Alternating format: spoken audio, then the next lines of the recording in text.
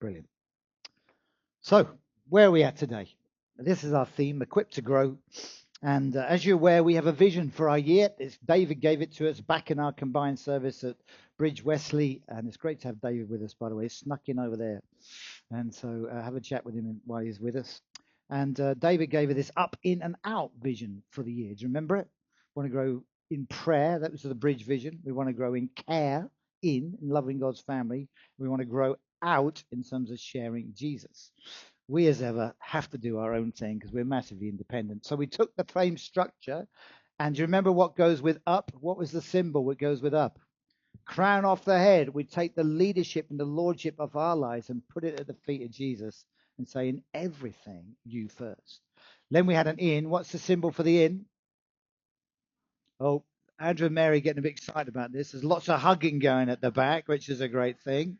So it's the group hug. We recognize we're called to love one another. So we're going for more than just coming to church. We're going for actually to know someone and to be practically loving and serving them.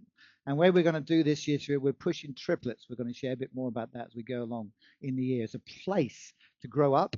There's a place to grow in and a place to grow out. That's why we're pushing triplets this year, to put this vision into practice. And our last symbol is not really a symbol, but you can sort of hold your phones for this, because it's the app really for I-61. We want to grow in sharing Jesus and particularly being prepared. We have great intentions, but if you don't have a plan, you never get to your intentions. So I-61 helps us to have a plan, to know who we're going to see, because it's in our diaries, whether it's paper or on the phone, and we're going to say, make it happen. So that's what we're growing in this year. But this message fits in with the in bit. Another excuse for Andrew and Mary to give each other a hug. How do we love each other well? And this is just one dimension of loving people well, because we greatly believe that God has equipped us to love each other, specifically by giving us a gift that helps us to speak truth in love into each other's lives. So we're going to read our Bible passage this morning. It comes from Ephesians chapter 4. You've heard it a few times in this church. You're going to hear it again today. And here we go.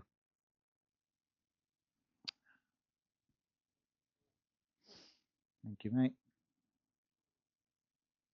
Right. These are the gifts that Christ gave to the church. The apostles, the prophets, the evangelists, and the pastors. We use the word shepherd, and teachers. Their responsibility is to equip God's people to do his work and to build up the church, the body of Christ. This will continue until we all come to such unity in our faith and knowledge of God's Son that we will be mature in the Lord, measuring up to the full and complete standard of Christ. Then we will no longer be immature like children. We won't be tossed and blown about by every wind of new teaching. We will not be influenced when people try to trick us with lies so clever they sound like the truth. Instead, we will speak the truth in love, growing in every way more and more like Christ, who is the head of his body, the church. He makes the whole body fit together perfectly. As each part does its own special work, it helps the other parts grow, so that the whole body is healthy and growing and full of love. Do you want to be healthy and growing and full of love? This is the message for you. So some people may think, I've done this. You haven't. It's still for us. Say, this message is for me. Great. Let's go. So we want to move in this church from being consumers to being contributors, from being people who come to get to being people who are givers. And today we're asking a foundational question. What is the church actually for? Is it a place we attend, or is it a people we belong to? Is it something we consume, it's for me, or is it something we contribute to? Church culture, as in coming regularly in the way we do things, can train us to believe that spiritual growth happens mainly by attending a service. Week by week, we gather, we sing, we listen, and we go home. Wouldn't it be great that if all we needed to do was to grow to be more like Jesus, is to turn up at a service, and if by osmosis all this stuff happens inside your life, and every day you come to a service, you just take off and you go out a bit more like Jesus? That'd be all right, wouldn't it? And it's almost possible to believe that that's how it happens, but it ain't. I'm really sorry. Coming to church is key. Coming to his place of worship to be inspired is great. But the Apostle Paul tells us that, as in just turning up at the service, is not how spiritual maturity truly happens. In fact, Ephesians 4 presents a radically different vision of church. It's a vision where leaders do not replace the ministry of the people in it, but release everyone to play a part. A vision where every believer has a gift. Every believer is equipped to use that gift. So every relationship in church becomes a place of growth. Paul writes that Jesus gave leaders to the church for this reason: to equip God's people to do his work and build up the church, the body of his life. So if you're a leader, do you know your job is not just to take over, it's to equip so that everybody does their job and plays their part in God's family. That's your job. So maturity happens when leaders equip everyone in the church to do the work of Jesus. That's the goal in this church. Did you know? That's why I'm not up here every Sunday. We have a team of leaders. That's why we're trying to equip. We have all these equipping groups. We'll hear more about them later on. The goal in our church is often but the challenge in our church is often we bring our old way of living before we were Christians with us into church. Do you know that? So possible. We come into church so independent, so believing that I know enough, that we're not aware of what we really need to grow and change. For example, have you ever thought about the difference between a restaurant and just an evening meal table with your family, a family table? Ever thought about the difference? Here it is. In a restaurant, you walk into town, you sit down, you look at the menu, you think, do I like this? You're served, you eat, you pay, and when you're finished, you leave. It's over. You may have had a lovely meal. If the service is slow, you complain. If the food isn't to your taste, you don't come back.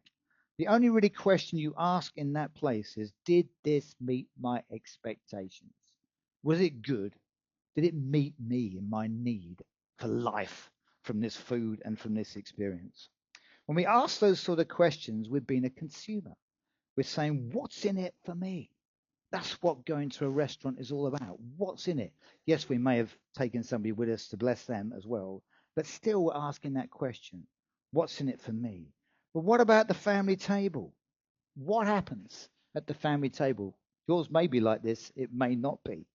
At the family table, it's so different. Someone shops, someone cooks, someone sets the table, everyone passes the food around until all have food on their plates. Somebody then clears the table and someone washes up, be in my family. Not everyone does the same thing, but hopefully everyone plays a part. No one asks, am I being served well enough? The question is more, what can I bring? How can I help? That's not consumption or being a consumer. That's a place of belonging, a place of serving. And it's so often easy to treat church like the restaurant. What's in it for me? I like the worship. Well done, Hannah. The sermon fed me, hopefully. I'll come back if it meets my needs. That's not church. It's really not church. Church is different. And Ephesians 4 says church is not a restaurant. It's a family table where we all have a part to play. And this is one of the key texts this morning. He makes the whole body, that's the family of every one of us, fit together perfectly. Do you feel like you fit perfectly in this place? It's part of the plan. As each part, who's the part this morning? Yeah, very good. A few parts in this morning. Does its own special work. It helps the other parts grow. So it's not a place of what's in it for me. It's a place of family. It's a place of how can I help others grow. That is church. And that's what we want to see Westley being like. So my family this morning at Westley, who does the ministry in this place? Thank you. Exactly right. That's exactly right. We do. So So here's our big idea that we're going really pressing into. Jesus grows mature disciples through giving each one of us a gift so that every believer can speak the truth in love and build up the church. Where's your part in that? Well done, Dave. Dave's got a part. It's you. That's your job description. You have a gift so that every believer can speak the truth in love and build up the church. That is our role. And you can get it from that text. However, he's given each one of us a special gift through the generosity of Christ, through Jesus' grace. We all have that gift. So let's move on. Let's think more about how these gifts grow the church. Jesus gives gifts. That's my growing church down there. I hope you like my little picture. So Ephesians 4 tells us that Jesus has given us 5 gifts that work together to build up his church. Everyone has one of these 5 gifts that plays a part in building up the faith and the maturity of everybody in this church. So, hang on a minute. Here they come, very specifically from the Bible. Now, these are the gifts that Christ gave to the church: the apostles, the prophets, the evangelists, the pastors. Older translations use the word shepherds. We use the word shepherds, and teachers. Their responsibility as leaders is to equip everybody to play their part in those 5-fold gifts. So we use the word shepherd because it makes this little acronym, APEST. And you'll often hear us talking about APEST. Well, APEST is the 5 gifts, and that's what we're seeking and Jesus to really release into our family. So just making it clear, Paul doesn't say that leaders do all the ministry. They are to equip. That's our role. We're to release, to get everybody going. That doesn't just mean running services. That means Jesus, did he just run services, all he did? No, he's just talking with people whenever he met people. That's where the gifts come into place. So we're going to have a look at justice. By the way, we run these equipping groups. We're going to talk more of them next week. They've been running for 2 years now. The only people who don't really have a group are the apostles because they're a little bit random, and we meet every now and again, have a little chat with each other and say what you're doing. But everybody else is a group. Anybody ever been in the prophets equipping group? Thank you. Everybody been in the evangelist equipping group? That was only 2 of you. It now is morphed into really the I-61 project, that whole group. Who's been in a shepherds equipping group or still in one? Thank you. And what about the teachers with Simon? There we go. There's a teacher group. So all these are going, and we'll talk more about them a little bit to get us going, to equip us to speak truth in love to each other. One other thing to say that's so key about this verse is who gives the gifts. And a couple of quotes about who gives the gifts. So we read in that last screen that these gifts Christ gave to the church.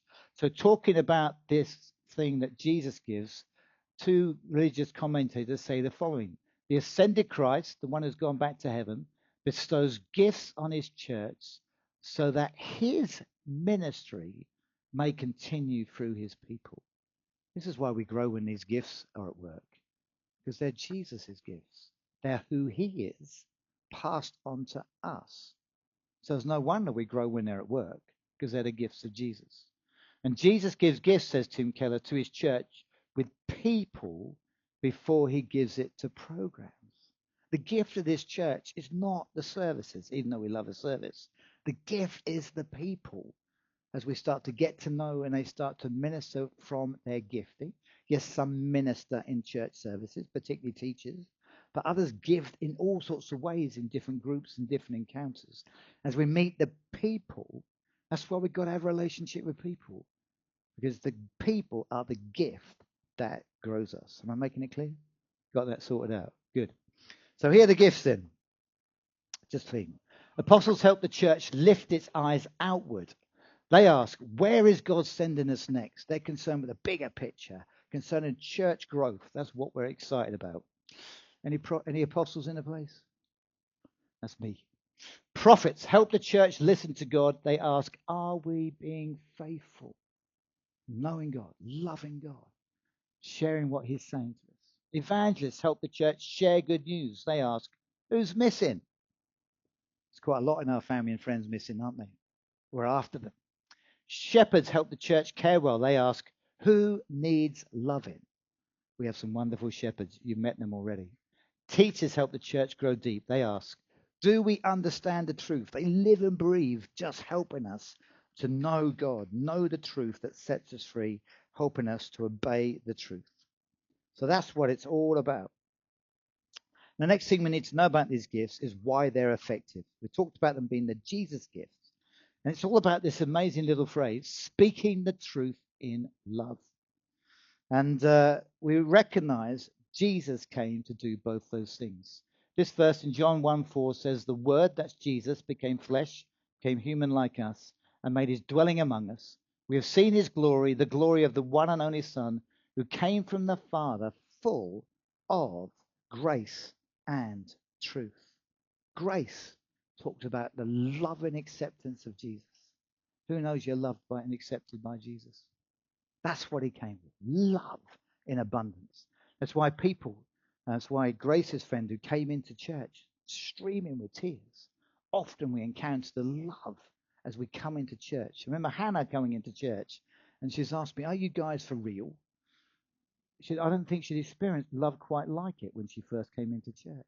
Love is what we give, isn't it, really? But we don't just give love. Jesus came full of truth.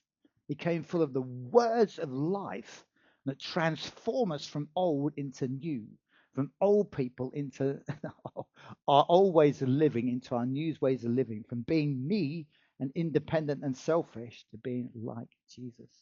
It's the words of life. It's why we're always teaching, always using the Bible, always using the words of Jesus. Jesus came full of it. But it's past that ministry and love and truth to us. In our passage we read, instead, we will speak the truth in love. This is how these gifts transform. As we love, love always moves you towards somebody because you want to help them grow.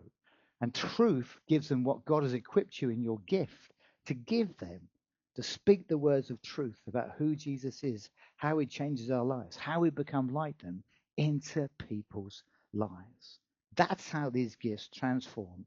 And that's how they grow us in every way more and more like Jesus. The Jesus gifts used in Jesus' way make us like Jesus. Do you know that? The Jesus gifts given to his body, used like Jesus in love and truth, make us like Jesus. And the more we use them, the more they'll work. Let me know who this is. Boo, I know some Liverpool fans have just fallen off their chairs in shock. Yes, Alex Ferguson, as a Man United manager, is appearing. He was a legendary coach. They won many football trophies, but he had a particular style of coaching. Do you know what it was known as? It was known as the hairdryer. That was his style of approaching. So when your team or individuals were not performing well, he would unleash his fury about your performance on you. And it was so furious, it was like a hairdryer. It came out with power and force. I don't know how well you'd have got on with that style of coaching. John Stott famously said this: truth without love is too hard, and love without truth is too soft. If we get too much of the hairdryer, we're out of here, is that right? And apologies if you think you've had too much of the hairdryer in this church. If you get too much love without truth, well, you're being nicer than Jesus. There's a place for love, but we're not called to be nicer than Jesus. We move forward with the truth that transforms towards people. Amen? So, here's my little illustration this morning to try and put these things into place. Imagine you're about to run a marathon. You have been sitting on a couch for 20 years, okay, and you're going to run a marathon. Who are you going to need? You're going to need 5 coaches to get you going. Is that all right? And so these are how the gifts work and how they work to grow us in the church. So it's all particularly about truth. The apostle coach brings truth about direction. They don't start with technique. They start with purpose. They say, let's be clear. You're not just going for occasional jogs. You're training for a marathon. Everything now needs to line up with that goal and that purpose. This truth might feel confronting, but it's loving. Without it, the runner keeps drifting. Growth happens because the person now knows where they're heading. If you're not sure of the big picture about who you are or where you're heading, you need the truth from the apostle to give you direction in your life. See Teresa, she'll give you loads of truth. Look out. So you need an apostle coach to get you off your couch and get you going. You secondly need a prophet coach. The prophet coach gives truth about what needs to change.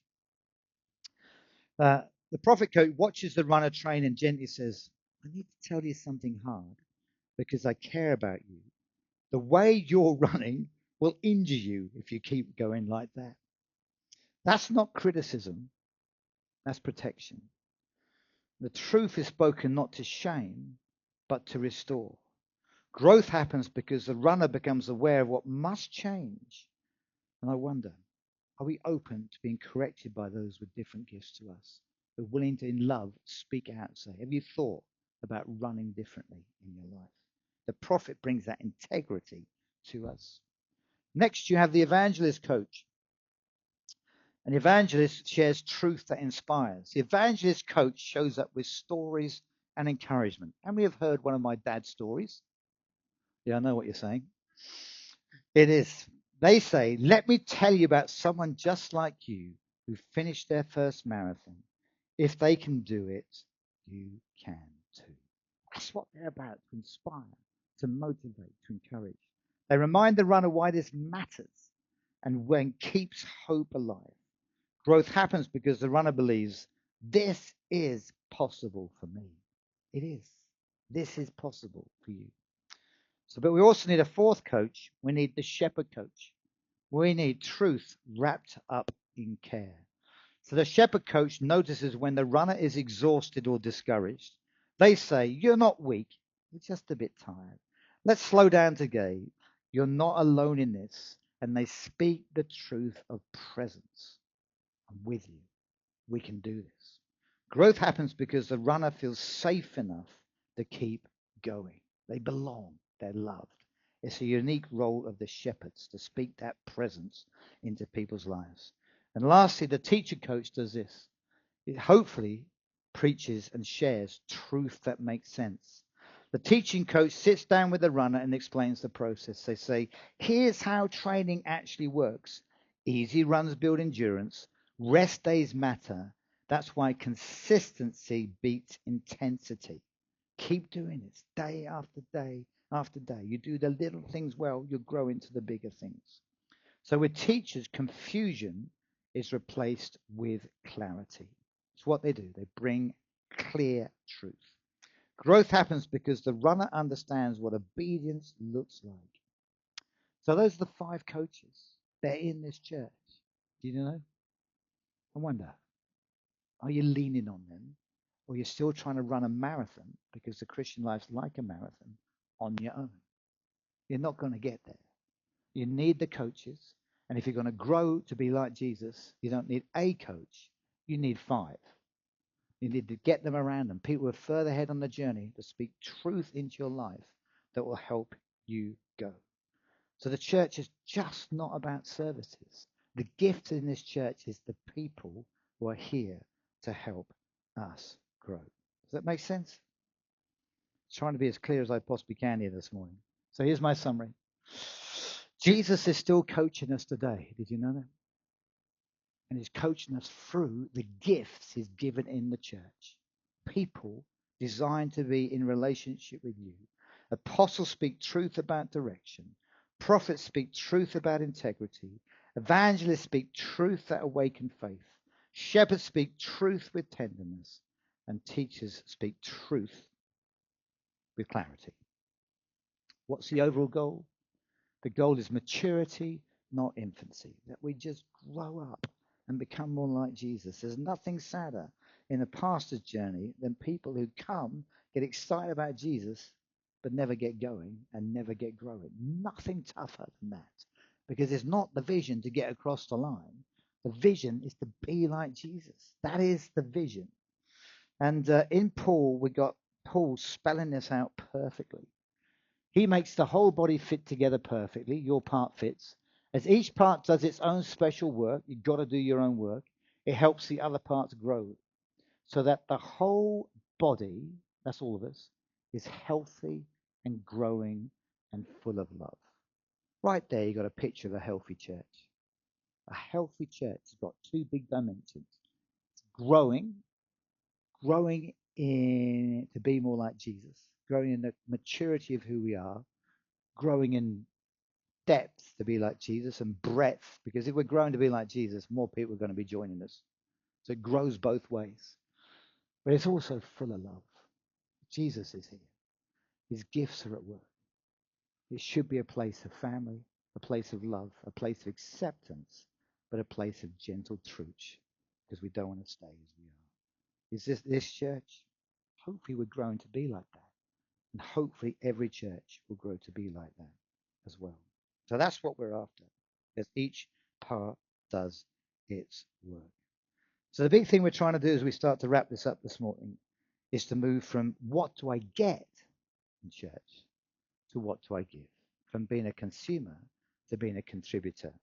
And just to overload you with words this morning, this is the movement path. We're moving from consumer to contributor, from people who are being fed to those who are helping feed spiritually, from watching others do everything to working. What's your part? From comfort, I'm just going to come and have a nice service and go home and have a big lunch, to what is my calling? Who am I? Who am I when I come to church? What am I bringing to give? We're moving from being gifted people to gift-giving people. You may know your gift, but you're not doing anything about it. But when you use your gift, you will give a gift to people. From leaders doing ministry to leaders equipping for ministry. That's where the journey we're on. From ministry by a few, I'm worn out, thank you very much, to ministry through all. We all have a part to play. And from spiritual infancy to spiritual maturity. We're moving from drinking milk, spiritually speaking, to we're after the steak. Come on. And it all happens as we all play our parts. One closing illustration, then I'm wrapping this up this morning. That really works on the screen, doesn't it, really? So somewhere on that left-hand corner is a block of flats with one light on. Imagine seeing a large block of flats as evening falls. At first, the place feels dim. You can see shapes, outlines, movements, but nothing is fully lit. Some rooms are bright, others are dark. Now imagine that every room has its own light switch. One by one, as people come in, people begin to flip their switches. At first, the change feels small, just one room lighting up. But then another switch is flipped, and another. Suddenly, corridors brighten, shadows disappear, the whole building starts to glow. No single switch lights the entire building, but every single switch matters. This is the church. It's not lit by a spotlight at the front. It's lit when every believer turns on the light they're been given. Some lights shine through leadership, but all shine when we use the gifts Jesus has given us. Gifts to speak love and truth into people's lives. When people stay in the dark, the building remains dim. But when God's people step in and say, I'll use what I've been given, the whole church becomes bright. The whole thing. It becomes more attractive. It becomes a better place to be. It becomes a growing church and a loving church. So this morning, we want to move from being a consumer, just who comes to services, to being a contributor. It's not about doing more. It's about turning on the light you already have. It's about saying, do I know my gift? Am I using it to speak truth and love to others? Jesus has trusted me with this gift. He's going to ask me about it. Have I used who he made me to be when I see him and get to heaven? Is your light on, or are you leaving it to others to turn their lights on? Is your light on today? That's my big challenge today. Westley cannot be about just coming to services. It's about us being like Jesus, using the gift he's given us in the way Jesus has told us to use it. When we speak truth and love, we grow up. The lights come on. We become brighter. The world knows who Jesus is. And we use this verse in our vision. The world will know because we love people like Jesus. That's how the world will know that we are his disciples. Amen? Let's pray together. I've got this prayer. Hope it's not